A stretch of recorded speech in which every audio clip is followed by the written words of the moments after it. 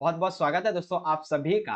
आज की इस वीडियो में डिस्कस करेंगे क्लास 12 पॉलिटिकल साइंस हमारा सब्जेक्ट है और चैप्टर नंबर है 6 जिसका नाम है अंतरराष्ट्रीय संगठन। ये ओल्ड चैप्टर का नाम है, लेकिन न्यू सिलेबस के अकॉर्डिंग इसका जो नाम है वो चेंज कर दिया गया है।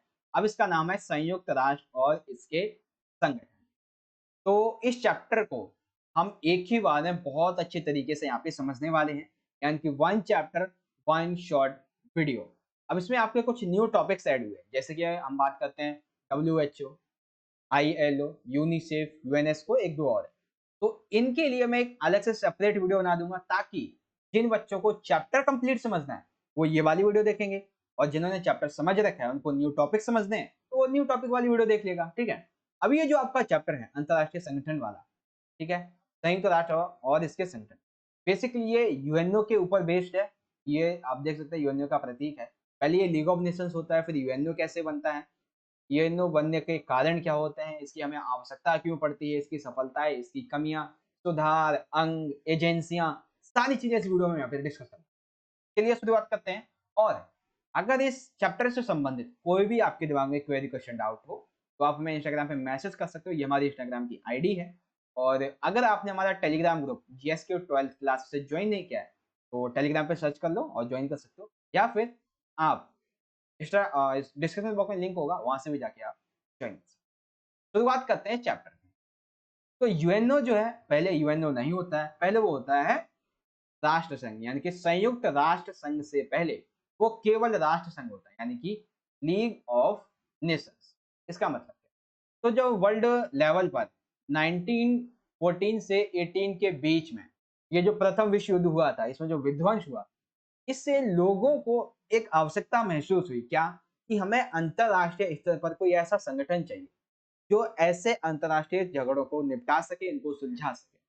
तब देशों ने जाकर एक संगठन का निर्माण किया, लीग ऑफ नेशंस, यानी कि राष्ट्र संघ का। और कब? 1929 में। ठीक है। लेकिन राष्ट्र संघ अपनी अंदरूनी कमियों के कारण, ये जो सेकंड वर्ल्ड वॉर था, यानी कि शुरू में तो इसने काफी अच्छे से काम किया, लेकिन धीरे धीरे कमजोर पड़ता गया। और जब कमजोर पड़ता गया, तब जो सेकंड वर्ल्ड वॉर था 1939 से 45 के बीच में, ये हो गया और इसे नहीं रोक पाया। तब यहाँ पे लोगों ने, जो देश थे, देश के जो मेजबान नेता होते हैं, लीडर्स होते हैं, उन्होंने सोचा कि हम इसे खत्म करके एक नया संगठन बनाते हैं। तब लीग ऑफ नेशंस के उत्तराधिकारी के रूप में पूछा जाएगा, लीग ऑफ नेशंस का उत्तराधिकारी कौन है? तो लीग ऑफ नेशंस के उत्तराधिकारी के रूप में संयुक्त राष्ट्र संघ की स्थापना की गई 24 अक्टूबर 1945। तो आपको समझ में आ गया कि संयुक्त राष्ट्र संघ की स्थापना किस तरीके से। ठीक है। अब यहाँ पे देखोगे संयुक्त राष्ट्र संघ का ये है प्रतीक चिन्ह। ठीक है। आप समझो, संयुक्त राष्ट्र संघ जो है, इसके जब इसकी स्थापना हुई थी 24 अक्टूबर 1945 में, तब इसमें देश थे टोटल 51, यानी कि 51 देशों ने मिलकर इसकी स्थापना की। लेकिन वर्तमान में इसके सदस्य देश हैं 193। ठीक है। आगे, अगर नॉर्मली आपसे पूछा जाता है कि यूएनओ का मुख्यालय कहाँ पे है, तो आप सिंपल सी बोलते हो कि भाई कहाँ पे? न्यूयॉर्क में है। लेकिन अगर आपसे डीपली पूछेगा न्यूयॉर्क में कहाँ पे, तो आप कहोगे न्यूयॉर्क नगर में एक टापू है, मैनहट्टन टापू, यहाँ पे स्थित है। ठीक है। तो इस तरीके से आप इसका मुख्यालय बताओ। यहाँ पे कुछ 5-6 गिनी-चुनी भाषाओं को आधिकारिक भाषा माना जाता है, जैसे कि अरबी, चीनी, अंग्रेजी, फ्रांसीसी, रूसी तथा स्पेनी। इन्हीं भाषाओं को यहाँ पे आधिकारिक भाषा मानते हैं। अब इसका उद्देश्य क्या था? तो सिंपल सी बात है भाई, अंतरराष्ट्रीय जो झगड़े हैं उनको रोका जाए और जो अंतरराष्ट्रीय देश है उनके बीच में एक सहयोग स्थापित किया जाए। ठीक है। वर्तमान में यूएनए को जो महासचिव है वो है एंटोनियो गुटेरेस। ठीक है। ये व्यक्ति वर्तमान में यूएनओ के महासचिव है, एंटोनियो गुटेरेस। तो संयुक्त राष्ट्र संघ पहले क्या होता है, बाद में कैसे बनता है, इसके कुछ इंपॉर्टेंट की पॉइंट्स कंप्लीट आपको समझ में आ गए। आगे चलिए, अब समझते हैं इसके कुछ और छोटे छोटे पॉइंट्स। कौन कौन से? तो संयुक्त राष्ट्र संघ की जो आम सभा है, देखो आगे चल के जो न्यू वीडियो होगी उसमें हर एक इसके अंग के बारे में डीपली आपको समझाऊंगा। यहाँ पे जो आम सभा होती है, इसमें हर एक सदस्य को एक वोट हासिल होता है, और जब भी कोई निर्णय लिया जाता है यहाँ पे वोट करवाया जाता है। ठीक है। और अगर आपसे पूछता है कोई कि यूएनओ में सबसे अधिक जो चेहरा देखने को हमें मिलता है, सार्वजनिक चेहरा, वो किसका होता है, तो वो होता है इसके जो प्रतिनिधि होते हैं, महासचिव। और आपको पता ही है वर्तमान में महासचिव कौन है? Antonio Guterres. इन्होंने 1 जनवरी 2017 को अपना पद संभाला था। ठीक है।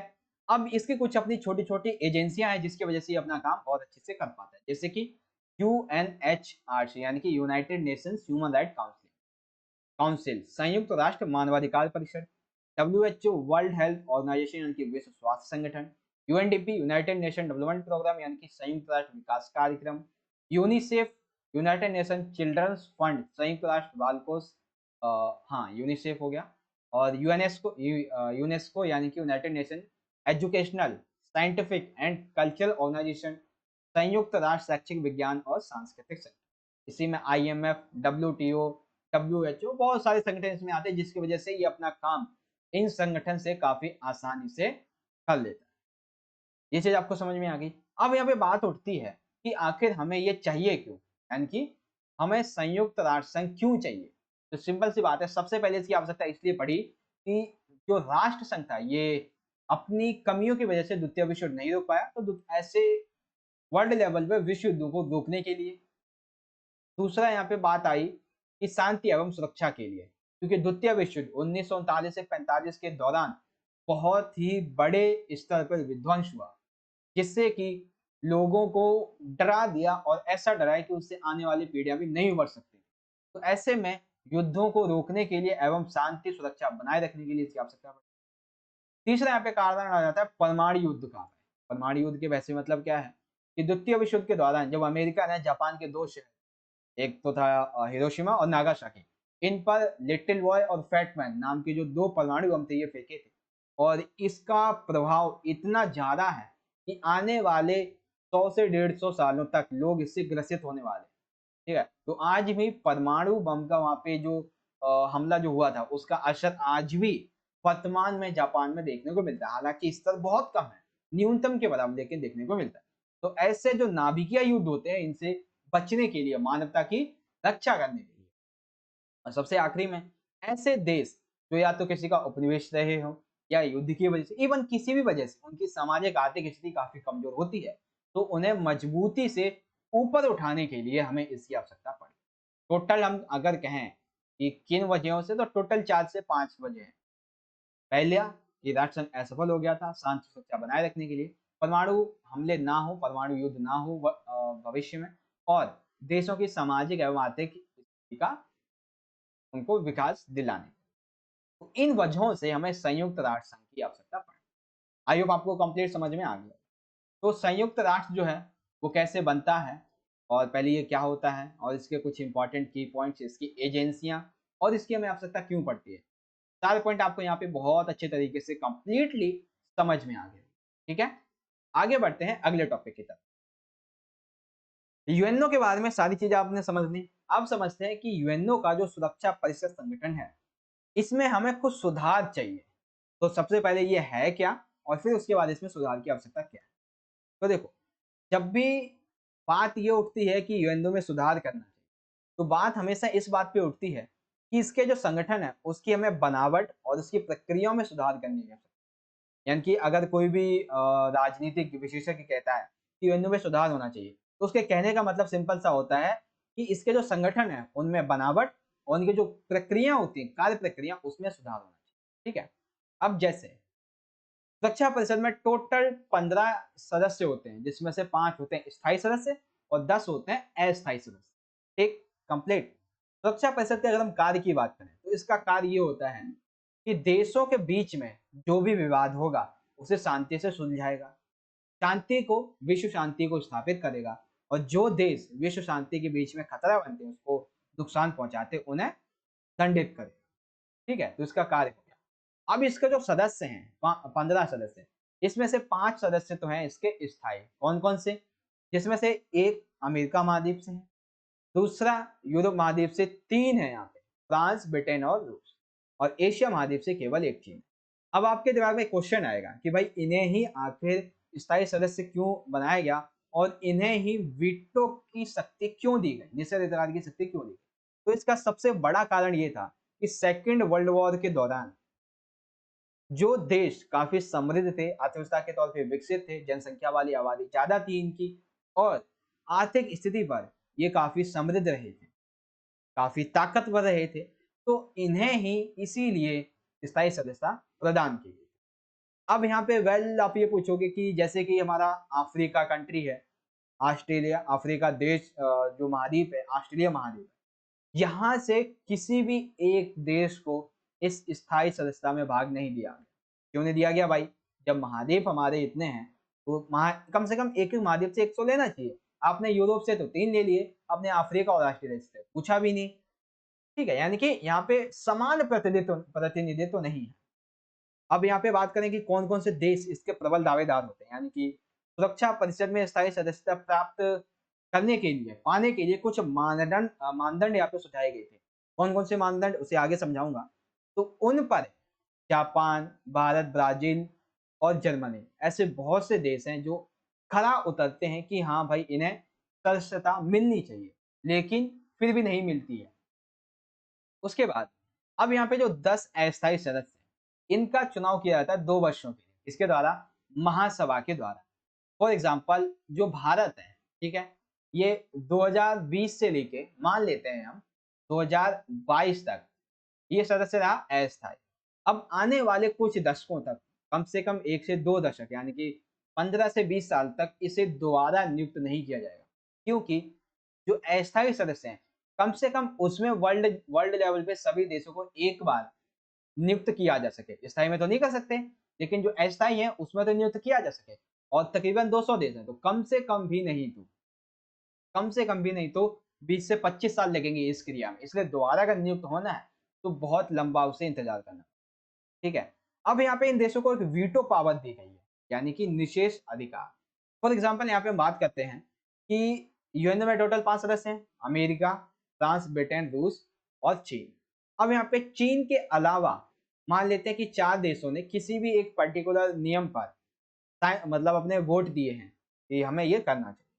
तो अगर किसी भी एक पर्टिकुलर देश ने, यानी चीन ने यहाँ पर प्रेडिक्शन लगा दिया कि हम इसके अगेंस्ट में हैं, तो यहाँ पे ये जो कानून है वो खत्म हो जाएगा, वो डिमोलाइज हो जाएगा, यानी कि वो नहीं चलेगा, क्योंकि एक वीटो इतनी पावर है उसके पास कि वो 4 वीटो को खत्म कर सकता है। ठीक है, तो वीटो की वजह से संयुक्त राष्ट्र संघ जो सुरक्षा परिषद है, इसकी कार्यप्रणाली एक तरीके से हम कह सकते हैं भ्रष्टाचारी हमें नजर में आती है। ठीक है, सही नहीं। संयुक्त राष्ट्र संघ में आम सभा जो है इसकी, उसमें जितने भी इसके वर्तमान सदस्य हैं 193 से प्लस, वो उनमें कुछ इसमें क्या है कि विकासशील देश भी हैं, और ये जितने भी स्थायी सदस्य हैं 5, ये पूरी तरीके से हम कह सकते विकसित हैं और अपनी अर्थव्यवस्था को अभी भी मजबूत किए जा रहे हैं और वर्ल्ड लेवल पे इनका काफी वर्चस्व है। लेकिन उसी के विपरीत आम सभा में लगभग 187 से प्लस कुछ ऐसे देश हैं जो कि विकासशील हैं अभी भी। तो ऐसे देशों पर ये जो विकसित देश हैं सुरक्षा परिषद के, इनके नियम क्यों थोपे जाते हैं? इनकी भी तो बात सुनी जानी चाहिए। इसीलिए सुरक्षा परिषद में हालांकि स्थायी सदस्यता मत दो इन्हें, लेकिन इनकी बात तो वहां पे रखो, इन्हें भी तो वहां पे सुनो। होता नहीं है, तो इसकी कार्यप्रणाली इस वजह से भी असमान प्रतिनिधित्व यहाँ पे कायम होता है। अब एक चीज आप ये देखो कि अधिकतर जितने भी लोग हैं वो इस बात पे तो हामी भर देते हैं कि हाँ भाई इसमें सुधार होने चाहिए, लेकिन सुधार कैसे होने चाहिए इसको लेकर कोई भी कदम नहीं उठाया गया।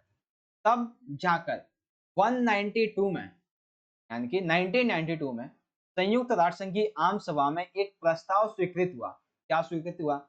इसमें मुख्यतः 3 शिकायतें जिक्र थी, यानी कि एक प्रस्ताव यहाँ पे जिक्र किया गया आम सभा के सदस्यों के द्वारा कि हमारी बात सुनी नहीं जाती है, तो हम यहाँ पे एक प्रस्ताव रखते हैं जिसमें मुख्यतः 3 शिकायतें लिखी गई। कौन कौन सी शिकायतें?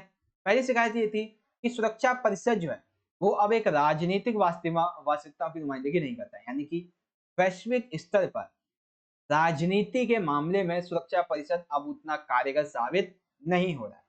दूसरा, इसके जितने भी फैसले होते हैं उसमें विकासशील देशों का कभी भी हामी नहीं ली जाती है। यहाँ पे हमेशा जो पश्चिमी मूल्य होते हैं, उनके जो हित होते हैं वो विकासशील देशों पे थोपे जाते हैं। तीसरा, सुरक्षा परिषद में बराबर का प्रतिनिधित्व नहीं है। इसमें अफ्रीका, ऑस्ट्रेलिया महाद्वीप से किसी भी देश को यहाँ पे नहीं लिया गया है, जैसे जापान, भारत, ब्राजील, ऐसे बहुत से देश हैं जो इसके प्रबल दावेदार हैं, लेकिन इसको यहाँ पे ऐड नहीं किया जाता। तो सुरक्षा परिषद में सुधार की क्या आवश्यकता है और क्या सुधार इसमें होने चाहिए, और जो रिपोर्ट है वो क्या कहती है। आई होप ये कॉन्सेप्ट आपको क्लियर हो चुका हो।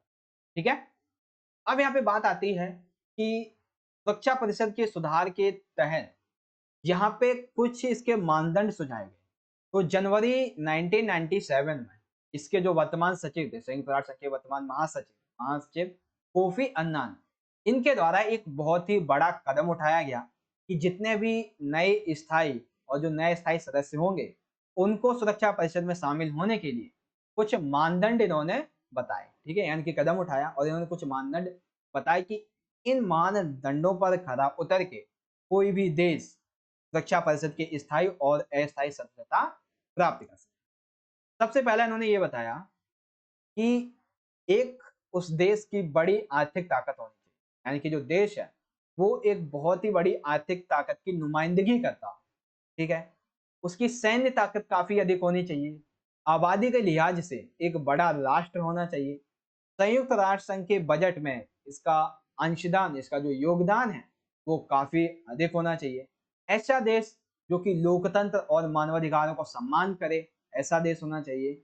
ऐसा देश अपने भूगोल, अर्थव्यवस्था और संस्कृति के लिहाज से विश्व में विविधताओं की नुमाइंदगी करता हो। अर्थात अगर किसी को सुरक्षा परिषद में सुरक्षा परिषद की स्थायी सत्ता प्राप्त करनी है तो सबसे पहला क्या है, उसकी आर्थिक ताकत काफी बड़ी होनी चाहिए। दूसरा, सैन्य ताकत काफी बड़ी होनी चाहिए, आबादी के लिहाज से काफी बड़ा राष्ट्र होना चाहिए, संयुक्त राष्ट्र में उसका अंशदान उचित होना चाहिए, साथ ही साथ लोकतंत्र और मानवाधिकारों का सम्मान करता हो, सामाजिक, आर्थिक, राजनीतिक, भौगोलिक, सांस्कृतिक इस तरीके से वहां पे विविधता पाई जानी चाहिए।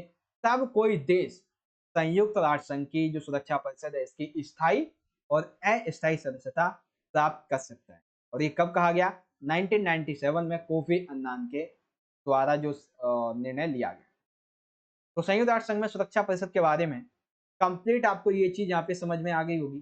ठीक है, अब दूसरा इसमें जो सुधार आता है कि सुरक्षा परिषद में दूसरा सुधार करने की बात आती है तो वीटो पावर समाप्त, क्योंकि सुरक्षा परिषद की जो कार्य प्रणाली है वो हमें एक तरीके से अलोकतांत्रिक लगती है। क्यों लगती है भाई, क्योंकि देशों को निषेध अधिकार केवल 5 देशों को प्राप्त है और ये उनका हमेशा गलत उपयोग करते आ रहे हैं, जिसमें से लगभग 250 बार वीटो पावर का वर्तमान तक यूज हो चुका है और उसमें से आधा यूज, ठीक है, 5 देशों में से लगभग 250 बार यूज हुआ है। अब इन 250 में से 5 में से केवल एक देश रशिया ने, रूस ने 122 बार इसका उपयोग किया है। ठीक है, इसीलिए अगर हमें सुरक्षा परिषद को मजबूत बनाना है तो इसकी जो वीटो पावर है इसको समाप्त करना। फॉर एग्जाम्पल, जब भी संयुक्त राष्ट्र संघ में भारत को सुरक्षा परिषद की स्थायी सदस्यता देने की बात चलती है तो हमेशा अमेरिका और चीन अपनी वीटो शक्ति का उपयोग करते हैं और इस बात को यहीं पे खत्म कर देते हैं, क्योंकि एक वीटो उन 4 वीटो के जो फैसले होते हैं, यस के जो फैसले होते हैं, ठीक है ना, 4 वीटो के यस के फैसले उसको खत्म कर देते, केवल एक वीटो। तो इसीलिए अगर हमें सुधार करने हैं तो हमें वीटो पावर की भी समाप्ति यहाँ पे करनी पड़ेगी। ठीक है, आई होप आप ये चीज समझ गए होंगे। तो संयुक्त राष्ट्र संघ में जब भी सुधार की बात उठती है तो हमें कौन कौन से सुधार करने होते हैं और इसके लिए क्या क्या कदम उठाए गए हैं। तो सुरक्षा परिषद में सुधार की हमें आवश्यकता किस तरह से पड़ती है, ये चीज आप समझ के, और इसके बाद एक जो रिपोर्ट आम सभा के द्वारा प्रस्तुत की गई उसमें कौन सी 3 शिकायतें यहाँ पे बताई गई ये आप समझे, और फिर कौन कौन से मानदंड यहाँ पे सुझाए जाते हैं ये आप समझ। अब इसके बाद वीटो पावर की यहाँ पे समाप्ति किस तरीके से होती है ये भी आप यहाँ पे समझ गए होंगे, यानी कि वीटो पावर की समाप्ति यहाँ पे की जानी चाहिए। ठीक है, तो कंप्लीट हो गया हमारा ये टॉपिक, आई होप आप समझ गए। आगे टॉपिक पे चलते हैं। अब यहाँ पे हमारा अगला टॉपिक आ जाता है संयुक्त राष्ट्र संघ का न्याय अधिकार। न्याय अधिकार इसका मतलब, तो लगभग 2005 में इसके जब 60वीं सालगिरह मनाई गई, बेसिकली आपको पता है कब इसकी स्थापना हुई थी, 24 अक्टूबर 1945, सेकेंड वर्ल्ड वॉर के जस्ट बाद में। तो 2005 में इसने अपने 60 वर्ष पूरे पूरे किए, तो इसके सदस्य देशों ने मिलकर सितंबर के मंथ में इसकी सालगिरह मनाने का फैसला किया और इस सालगिरह के अवसर पर इन्होंने मौजूदा जो स्थितियां हैं संयुक्त राष्ट्र संघ की उस पर चर्चा की और इसे और ज्यादा मजबूत बनाने के लिए और ज्यादा प्रभावी बनाने के लिए कई कदम यहाँ पे उठाए गए। तो ये संयुक्त राष्ट्र संघ के न्यायाधिकार के अंतर्गत आते हैं कि 60वीं सालगिरह के अंतर्गत इसको और अधिक प्रासंगिक और अधिक मजबूत शक्तिशाली प्रभावी बनाने के लिए इसमें कई कदम उठाए गए। जैसे यहाँ पे शांति संस्थापक आयोग का गठन किया गया। हालांकि सुरक्षा परिषद ये कार्य पहले से ही कर रही थी, लेकिन अब एक नया संगठन बना दिया शांति संस्थापक आयोग, जिसका कार्य था कि वैश्विक स्तर पर शांति किस तरीके से कायम करनी इसका पता रहे। 19 जून 2006 को मानवाधिकार परिषद की स्थापना हुई थी और ये एक तरीके से हम ये कह सकते हैं कि मानवाधिकार जो परिषद है वो बन तो गया था पहले ही, लेकिन सक्रिय रूप से कार्यरत जो है वो 19 जून 2006 को हुआ था। ठीक है, एक साल बाद यदि कोई राष्ट्र अपने नागरिकों को अत्याचार से बचाने में असफल हो जाए तो विश्व बरादरी में इसका उत्तरदायित्व लेगा। इसकी यानी कि वैश्विक स्तर पर यदि किसी भी देश में कोई भी देश अपने नागरिकों को अत्याचारों से नहीं बचा पाता तो इसकी जो जिम्मेदारी है वो कौन लेगा?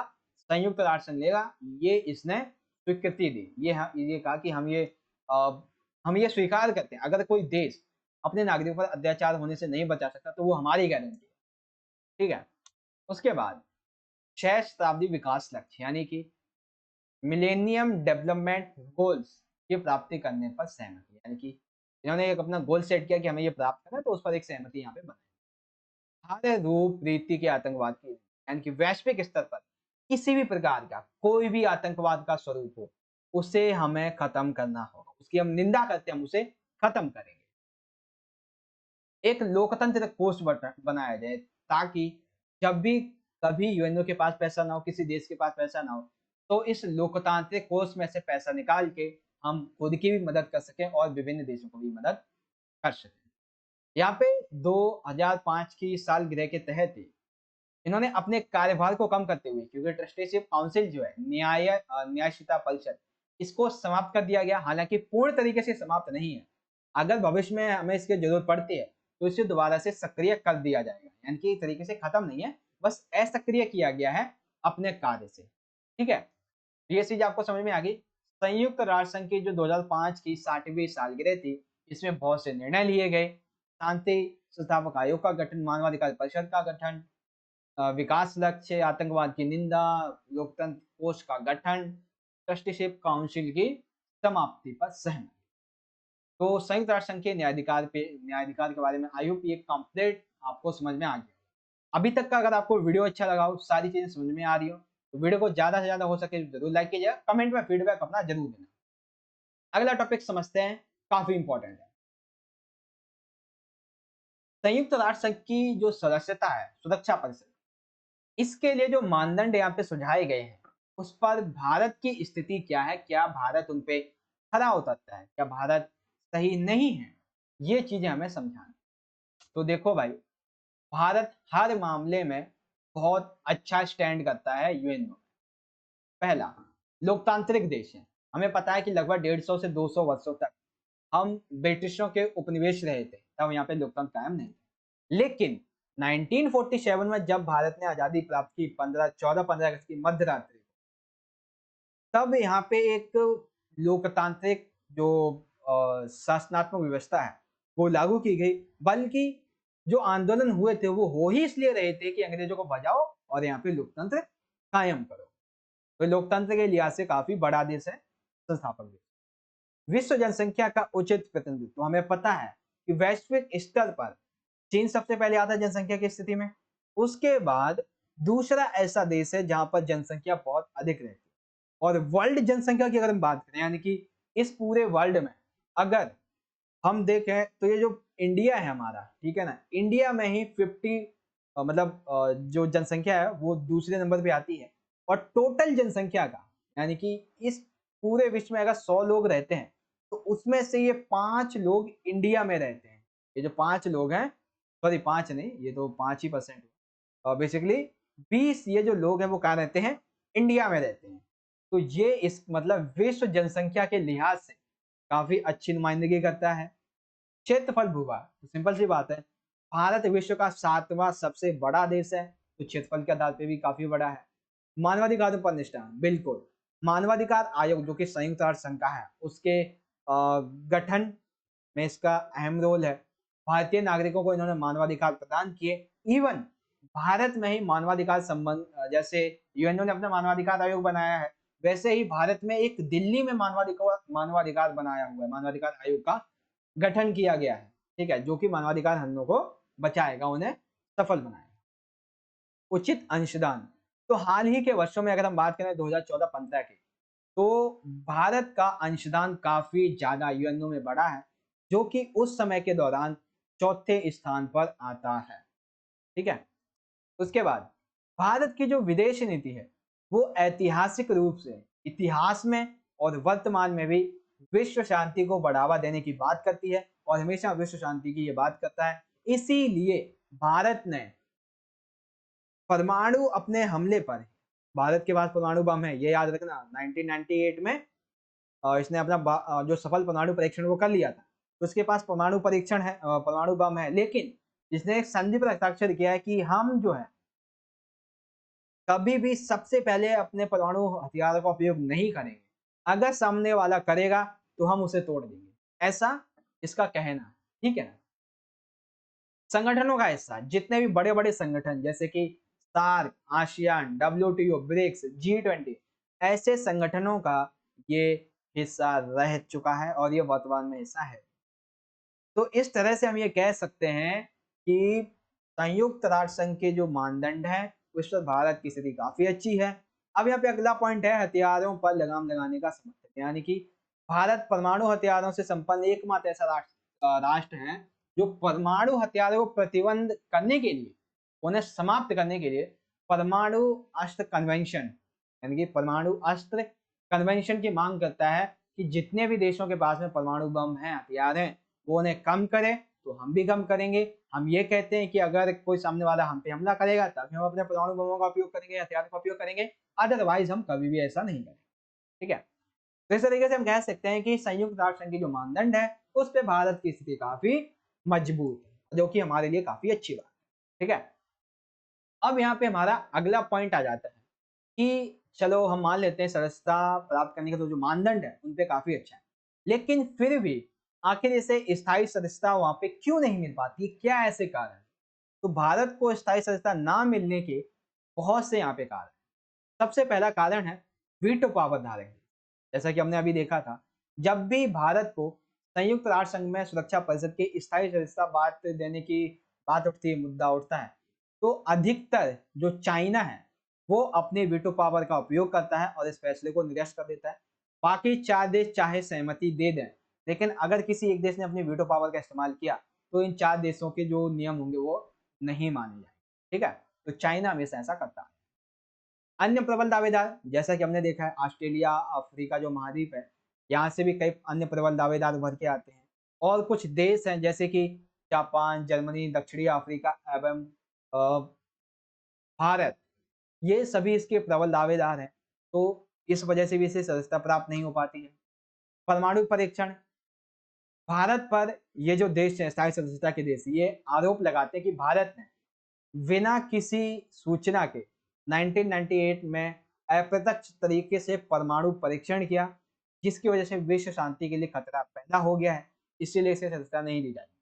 और सबसे आखिरी आ जाता है भारत के जितने भी पड़ोसी देश हैं उसके साथ इसके संबंध, जैसे कि भारत और पाकिस्तान के जो संबंध है, इसको लेकर जो ये स्थायी सदस्य वो काफी चिंतित रहते हैं कि अगर हमें हमने इसे सदस्यता दे दी तो ये जब भी हम पाकिस्तान के संबंध में कोई बात करेंगे तो हमेशा ये अपने वीटो का इस्तेमाल करके निरस्त कर देगा और उस पर एक तरीके से अपनी इस स्थायी सदस्यता का लाभ उठाते हुए पाकिस्तान को डिस्ट्रॉय कर देगा, ऐसा इनका प्रेडिक्शन है जो स्थायी सदस्य हैं, ठीक है। तो ये चीज आपको समझ में आ गई।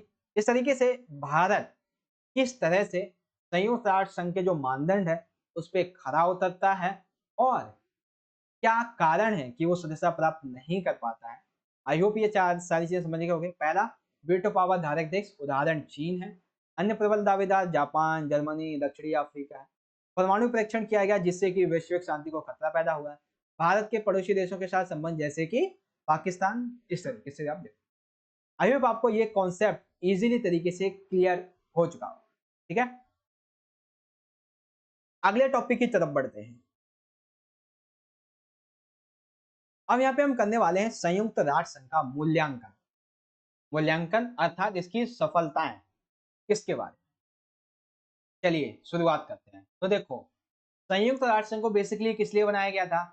युद्धों को रोकने एवं शांति स्थापना के उद्देश्य से 24 अक्टूबर 1945 को बनाया गया था। ठीक है, हालांकि ये अपने इस उद्देश्य को पूरा करने में काफी हद तक सफल भी हुआ है, लेकिन इसमें अभी वर्तमान में बहुत सी कमियां हैं, जैसे कि सुरक्षा परिषद में सुधार, वीटो पावर की शक्ति का खत्म करना, सदस्यों की अदला बदली करो, सदस्यों की संख्या को कम या ज्यादा करो, ऐसी सारी चीजें इसमें आ जाती हैं।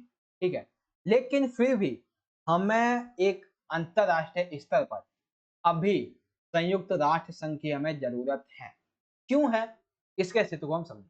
फॉर एग्जाम्पल यहाँ पे अगर मैं अभी वर्तमान की बात करूं तो यूक्रेन, ठीक है, और रशिया, इनके बीच में अभी चल रहा है वॉर। तो इस वॉर को रोकने में क्या यूएनओ ने कोई मदद की या नहीं की, को लेकर अभी विवाद है। लेकिन यूएनओ को इसे रोकने के लिए मदद करनी चाहिए। ठीक है, ऐसी बहुत सी कहानियां हैं। जब आप ये जो करंट अफेयर्स होते हैं आप इनको देखते होगे तो आपको सारी चीजें यहाँ पे समझ में आती है। ठीक है, तो फाइनली यहाँ पे ध्यान दो कि अस्तित्व में होना आवश्यक है। पहला, यूएनओ जो है वो एक वाद विवाद का वैश्विक मंच है, यानी कि एक ऐसा मंच है जहाँ पे विभिन्न देश के जो नेता हैं, जो मेजबान नेता हैं, लीडर्स हैं, वो यहाँ पे आकर अपनी समस्याओं को रखते हैं, किसी भी टॉपिक के ऊपर अपने बातों को रखते हैं, महत्वपूर्ण मुद्दों पर चर्चा करते हैं, वाद विवाद होती है, इसीलिए इसे वैश्विक वाद विवाद का मंच माना जाता है। उसके बाद साम्राज्यवाद की समाप्ति, अर्थात कई ऐसे देश हैं जहां पे अभी भी वर्तमान में कुछ हद तक उपनिवेशवाद फैला हुआ है, तो उन्हें उपनिवेशवाद से निकालने के लिए फॉर एग्जांपल इंडोनेशिया को डचों से नियुक्त करवाया। जो दक्षिणी अफ्रीका है, साउथ अफ्रीका था, यहाँ पे रंगभेद की नीति जो थी उसे समाप्त किया है। तो ऐसे और भी कुछ कार्यों को करने के लिए, साम्राज्यवाद की समाप्ति के लिए यूएनओ की हमें आवश्यकता है, इसके अस्तित्व को बना रहना चाहिए। शांति स्थापना है, सिंपल सी बात है।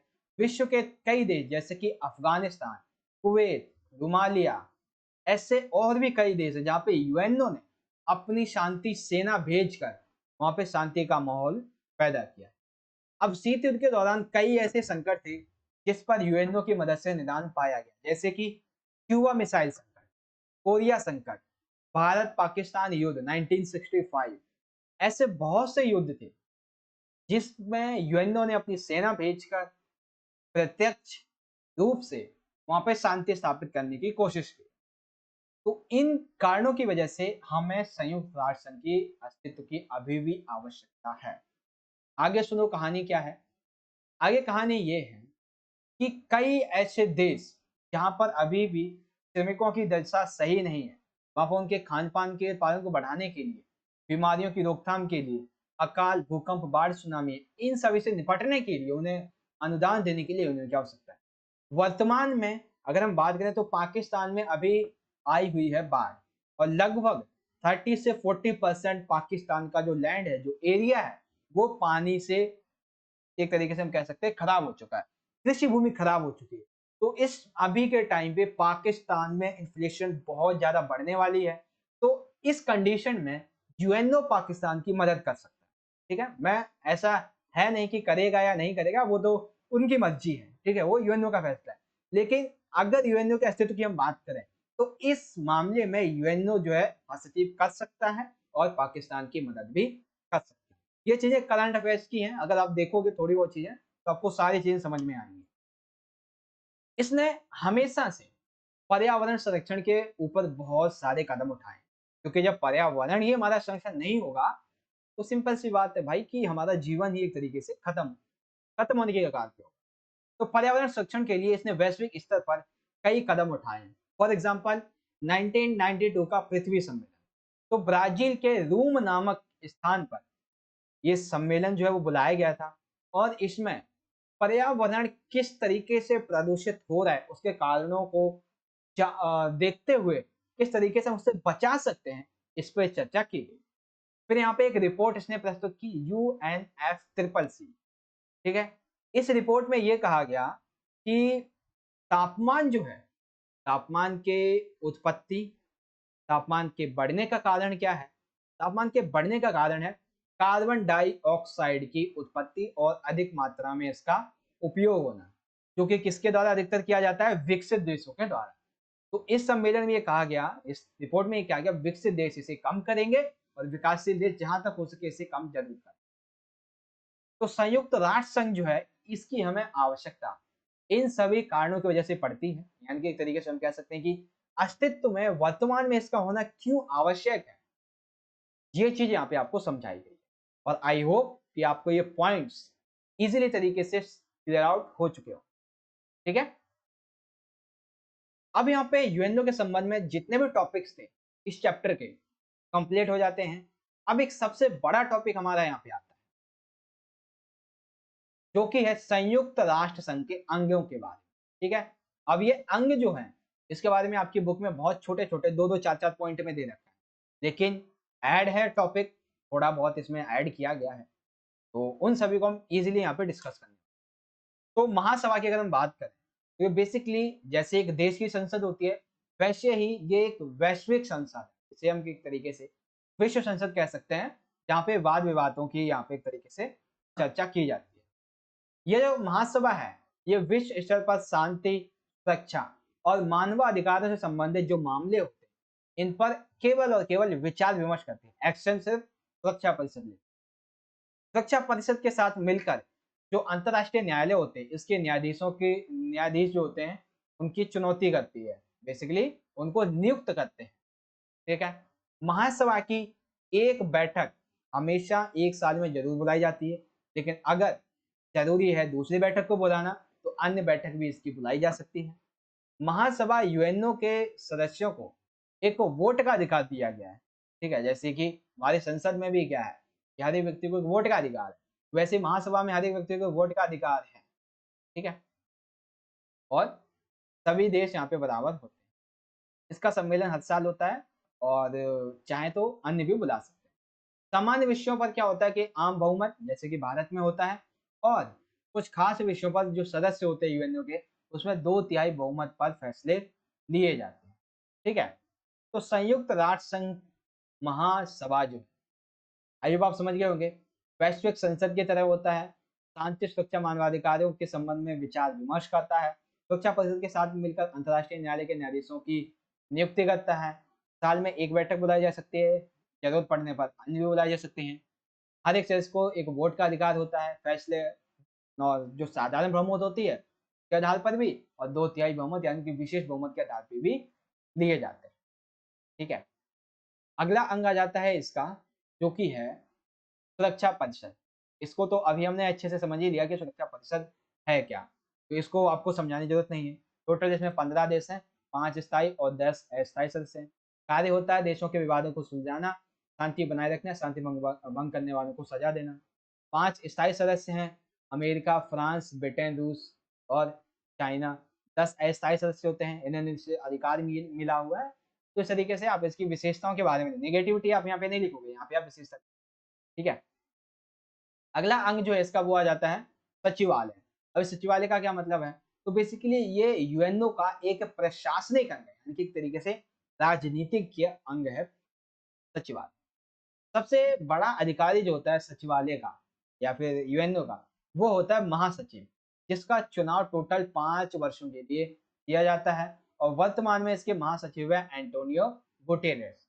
सचिवालय यूएनओ के काम करने वाले कर्मचारियों का समूह है। बेसिकली यूएनओ में जो कर्मचारी हैं, काम करने वाले, किसी भी नीति निर्णय का फैसला करने वाले, उनका एक समूह होता है। के बाद यूएनओ के कार्यों के संबंध में वार्षिक और पूरक प्रतिवेदन यहाँ पे ये प्रस्तुत करता है। एक तरीके से वार्षिक और पूरक प्रतिवेदन दोनों यहाँ पे प्रस्तुत करता है। तो सचिवालय क्या है? यूएनओ का एक प्रशासनिक अंग है। सबसे बड़ा अधिकारी महासचिव होता है, जो 5 वर्ष के लिए चुना जाता है। वर्तमान में इसके महासचिव एंटोनियो गुटेरेस हैं। ये यूएनओ के जो प्रशासनिक कर्मचारी हैं उनका एक समूह होता है। यूएनओ के कार्यों के संबंध में वार्षिक और पूरक जो प्रतिवेदन है वो इसके द्वारा यहाँ पे प्रस्तुत किए जाते हैं। ठीक है, उसके बाद यहाँ पे अगला पॉइंट आ जाता है, ये है बेसिकली आर्थिक और सामाजिक परिषद के बारे में। तो विश्व में सांस्कृतिक, आर्थिक, सामाजिक और शैक्षणिक जो विकास है उसके लिए कार्य करती है आर्थिक और सामाजिक परिषद। वर्तमान में इसके जो सदस्य है वो है 54, यानी कि अगर हम इस टाइम की बात करें तो सचिवालय, ये जो आर्थिक और सामाजिक परिषद, इसमें टोटल 54 देश सम्मिलित है और इसकी जो बैठक है वो 2 बार बुलाई जाती है। कब? एक बुलाई जाएगी अप्रैल में जो कि न्यूयॉर्क में बुलाई जाती है और दूसरी बुलाई जाएगी जुलाई में जो कि जिनेवा में बुलाई जाती है। ठीक है, तो 2 बार इसकी बैठक बुलाई जाती है, कब और कहाँ-कहाँ। इस परिषद पर अधिक कार्यभार होने की वजह से, यानी कि आर्थिक और सामाजिक परिषद जो है इसका कार्यभार काफी अधिक होता है, तो इसीलिए इसने अपने लिए विभिन्न आयोग और समितियों का गठन किया गया जिसके द्वारा अपना ये कार्य आसानी से कर सकते हैं। जैसे कि जनसंख्या आयोग, मानवाधिकार आयोग, आर्थिक विकास आयोग, ऐसे बहुत सारे आयोग व समितियां इसने बनाई हैं जिससे ये अपना कार्य आसानी से करता है। ठीक, आगे अंतर्राष्ट्रीय न्यायालय, अगला है हमारा अंतर्राष्ट्रीय न्यायालय। तो बेसिकली इसकी स्थापना हुई थी 3 अप्रैल 1946 को और इसका मुख्यालय जो है वो है हेंग, नीदरलैंड। अंतर्राष्ट्रीय स्तर पर जितने भी वाद विवाद होते हैं उनको सुलझाने के लिए, उनको न्याय प्रदान करने के लिए कौन फैसले लेता है? अंतर्राष्ट्रीय। यहाँ पे टोटल 15 न्यायाधीश होते हैं जो कि 9 साल के लिए चुने जाते हैं और जिसको किसके द्वारा चुना जाता है? जो महासभा होती है, ये सुरक्षा परिषद के सदस्यों की सहमति पर। ठीक है, और लगभग 3 साल बाद हमेशा 5 न्यायाधीशों को हमें यहाँ पे चुनना पड़ता है और सभी फैसले बहुमत के आधार पर ही लिए जाते हैं। अंतर्राष्ट्रीय न्यायालय आपको समझ में आ गया कि स्थापना सबसे पहले कब हुई? 3 अप्रैल 1946 को हेग, नीदरलैंड में इसका मुख्यालय है। अंतर्राष्ट्रीय स्तर पर जो विवाद होते हैं उनको सुलझाते हैं और न्याय यहाँ पे प्रदान करते हैं। 15 न्यायाधीश होते हैं जो कि 9 साल के लिए चुने जाते हैं और इन 9 में से 3 साल बाद 5 न्यायाधीशों को चुनना होता है और सभी फैसले यहाँ पे बहुमत के आधार पे लिए जाते हैं।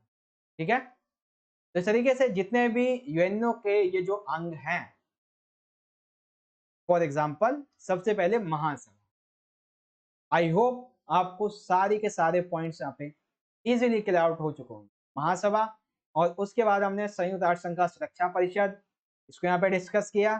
10 जो सचिवालय है इसको हमने यहाँ पे डिस्कस किया और उसके बाद जो अंतर्राष्ट्रीय आर्थिक और सामाजिक परिषद है उसको यहाँ पे डिस्कस किया। देन अंतर्राष्ट्रीय न्यायालय को हमने यहाँ पे डिस्कस कर लिया। ठीक है, तो इस तरह से जो संयुक्त राष्ट्र संघ और इसके संगठन का ये जो चैप्टर था, आई होप आपको बहुत अच्छे तरीके से यहाँ पे समझ में आ गया होगा।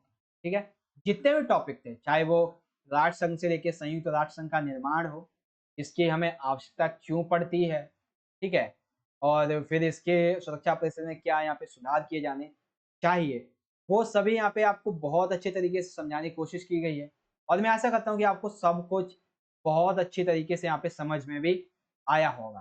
ठीक है गाइस, एक ही चीज आपसे कहना चाहूंगा, अगर आपको वीडियो अच्छी लगी हो तो ज्यादा से ज्यादा इस वीडियो को हो सके तो लाइक जरूर करो, अपने दोस्तों के साथ ज्यादा ज्यादा जरूर शेयर करो, कमेंट बॉक्स में अपना फीडबैक जरूर देना कि यस सर आपने जो समझाया है वो हमें समझ में आ गया है या नहीं आया, कोई डाउट कोई क्वेश्चन है तो आप हमें इंस्टाग्राम पे इस आईडी पे मैसेज कर सकते हो, हम आपको जैसे ही टाइम मिलेगा आपको जवाब दे दिया। तो बस इस वीडियो में इतना ही, मिलेंगे आपसे अगली और एक्साइटिंग वीडियो में, तब तक के लिए आप पढ़ते रहें, अपना ख्याल रखें, धन्यवाद, जय हिंद, वंदे मातरम।